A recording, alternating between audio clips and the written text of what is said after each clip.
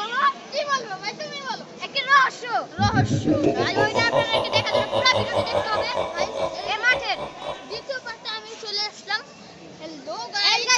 প্রথম পার্টে আপনারা অনেক সাপোর্ট দেখিয়েছেন তাই আমরা দ্বিতীয় পার্টটাও নিয়ে আসলাম তো তাড়াতাড়ি করে এই ভিডিওটা লাইক দেন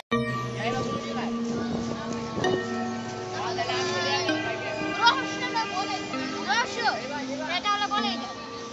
লাইক তো দিছেন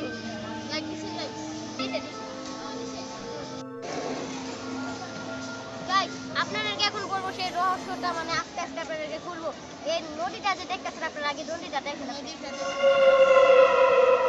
এই নদীটা রাতে মানে মানে আসলে মানুষ আছে না মানুষ হাঁটতেও পারে নদীটা মানে হাঁটাহাঁটি করে আর গাইস এই নদীটার ভিতরে যে নামে তাকে নিচ থেকে কে জানি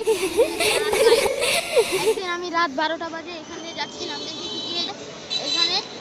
দাঁড়িয়ে আছে আমাকে ডাক দিছে অনেকবার ডাক দিছে 3 রাস্তার মোড় এটা অনেকবার ডাক দিছে আমি যাইনি আমি যদি যেতাম তাহলে আমার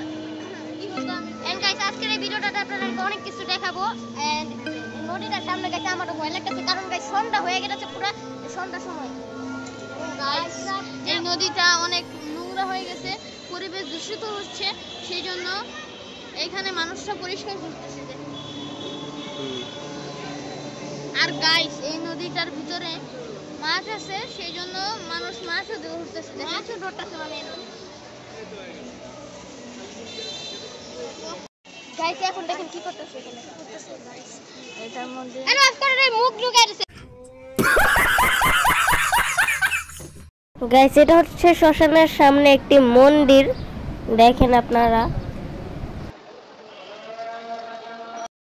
পার্ট 3 চলে বলে দিবেন।